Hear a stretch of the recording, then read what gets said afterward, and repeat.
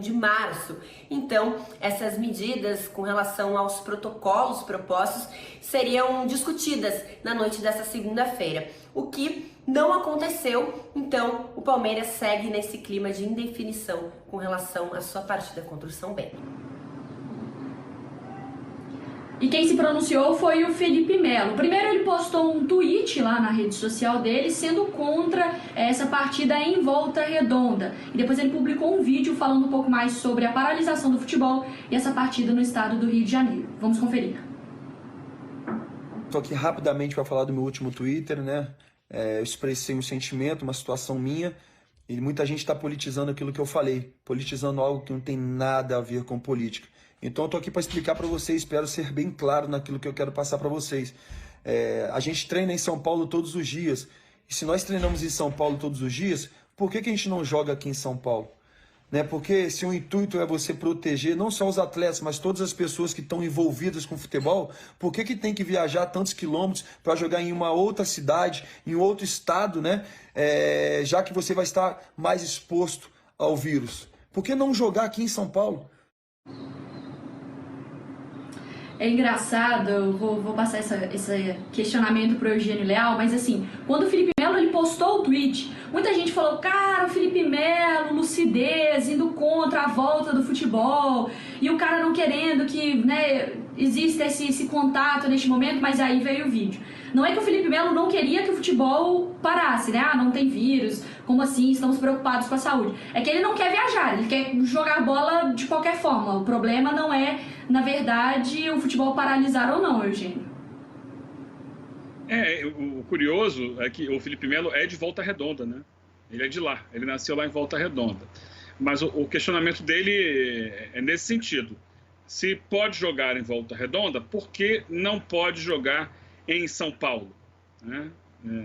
São situações, né, muito complicadas, a gente vive um momento difícil, turbulento, cada um pensa de uma maneira, mas no caso do jogador, eu acho que ele tem todo o direito de se manifestar, né, de dizer o que ele pensa, mas ele tem que seguir o que é determinado por superiores. Há toda uma movimentação aí no sentido de tentar manter o calendário do futebol, que eu questiono. O último boletim no estado de São Paulo, boletim diário, aponta 1.021 mortes. Não necessariamente que essas mortes tenham acontecido em 24 horas, porque tem um final de semana aí, mas o número é altíssimo. No estado de São Paulo apenas. Então, a gente vive um momento muito pior em relação ao que aconteceu no ano passado, quando o futebol ficou parado por meses no Brasil. Tem uma série de questões, eu acho que tem que ser debatidas, tem que ser discutidas em todos os níveis do futebol. Acho que internamente, até mesmo entre os jogadores, né, nas entidades representativas de clube. Uhum. Eu concordo com o Felipe, e aí no seguinte ponto, gente, a gente tem que discutir aqui se o futebol ele deve continuar ou não. Mas o fato é que não é jogando em outra cidade que o risco vai diminuir. Pelo contrário, gente. Esse é o ponto. A gente sabe que uma das soluções é criar bolha ou diminuir a quantidade de jogos. E a gente não está fazendo isso. Muito pelo contrário, eles estão pegando bolha, como já falei aqui outro dia, massa. Mas assim, ó, e manda viajar. O risco é maior, não só para jogador, mas para todos os profissionais envolvidos, indo e voltando. Então, nesse ponto eu concordo 100% com o Felipe. Algo que a gente pode discutir, continua ou não, mas algo que é fato, é que viajando todos só estarão mais expostos. O que você pensa, Rodrigo? Primeiro, nesse momento eu acho legal a palavra de um jogador. É claro que o Felipe Melo é um pouco diferente da maioria dos atletas, que pouco se posicionam politicamente sobre outros temas da sociedade, e o Felipe Melo paga muito por isso, às vezes com excessos, né? Ele é alinhado politicamente com o governo federal, então qualquer palavra dele parece que ele está defendendo o Bolsonaro contra o governador de São Paulo, o prefeito de São Paulo. E todos, na verdade, todos os políticos do país têm a sua parcela de culpa, né? Os seus pecados nessa pandemia toda, né? Você vê, né? Prefeito fecha a cidade e vai ver jogo da final da Libertadores. Governador fecha estado e vai para Miami. E por aí vai.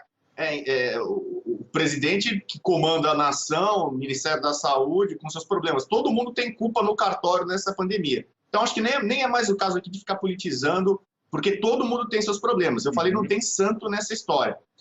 E eu gostaria de ouvir posição de jogador, sindicato dos atletas. Não, você não pode ligar para o cara numa...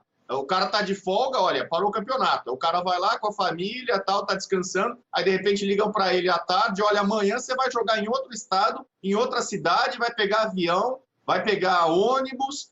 Se prepara. O cara, sei lá, o que ele tava fazendo em casa, vendo um filme, tava num churrasco em casa, com a família, né, com a filha no colo, e eles chamam ele às pressas para fazer uma viagem dessa, colocando em risco ele mesmo, a família, né, os companheiros. Então, é uma situação realmente muito complicada.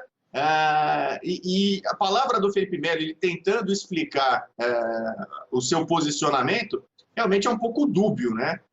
Porque a preocupação dele, como quase todo mundo do mundo do futebol, federações, clubes, atletas, é de continuar a prática esportiva. A prática esportiva continua, eles estão treinando, então na cabeça dele, se eu posso treinar, estou liberado para fazer atividade física, por que não jogar dentro desse protocolo que as pessoas do futebol entendem ser um protocolo bastante seguro, embora a gente saiba que nesse momento, com os números alarmantes que a gente vive, nada é seguro.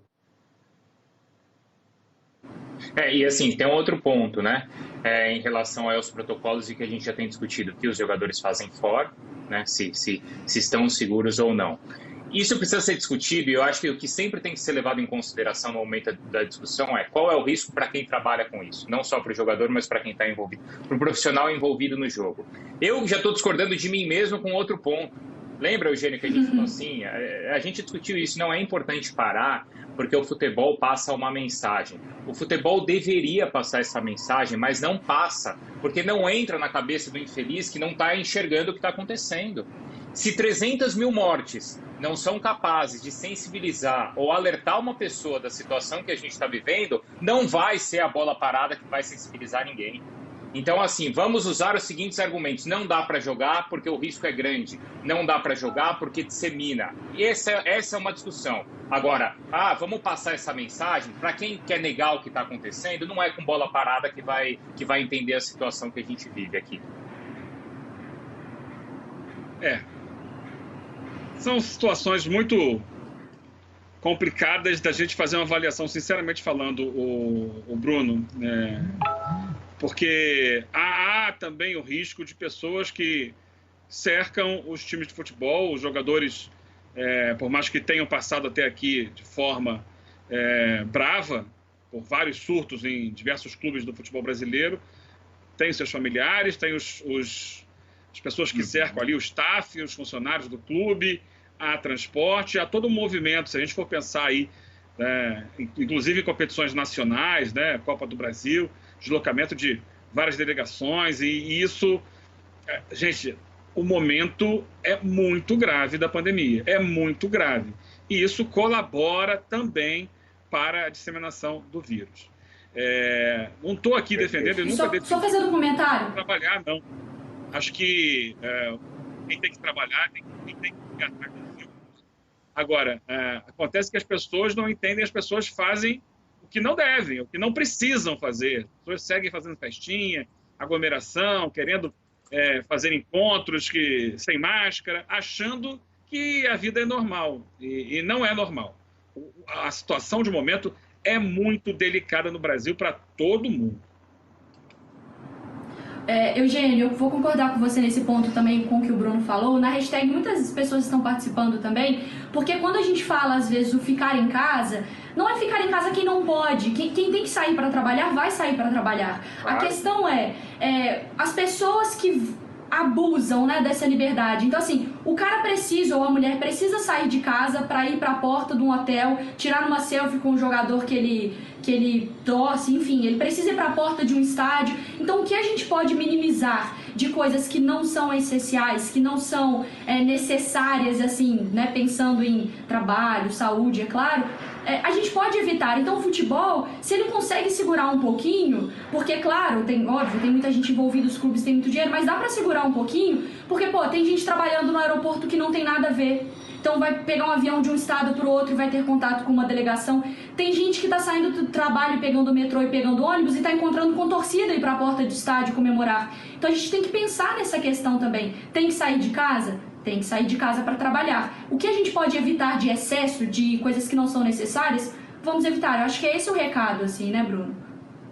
Não, sem dúvida, mas é essa conscientização que tem que estar, né, na cabeça de cada um. Porque se o cara não aglomerar por causa do jogo, como já usaram o argumento, não, o jogo aglomera. Tá, não tem jogo, ele vai aglomerar por outro motivo. Ele vai fazer o churrasco dele por outro motivo, né? Então é isso, é da conscientização de cada um. E como a Mari falou, né, a gente tem um privilégio, gente. Nós somos privilegiados em poder continuar trabalhando de casa. A gente sabe que nem todas as pessoas têm esse privilégio. E respeitamos as pessoas que não têm esse privilégio. E justamente ter essa consciência é respeitar, porque todo trabalho é essencial, todo trabalho sustenta famílias.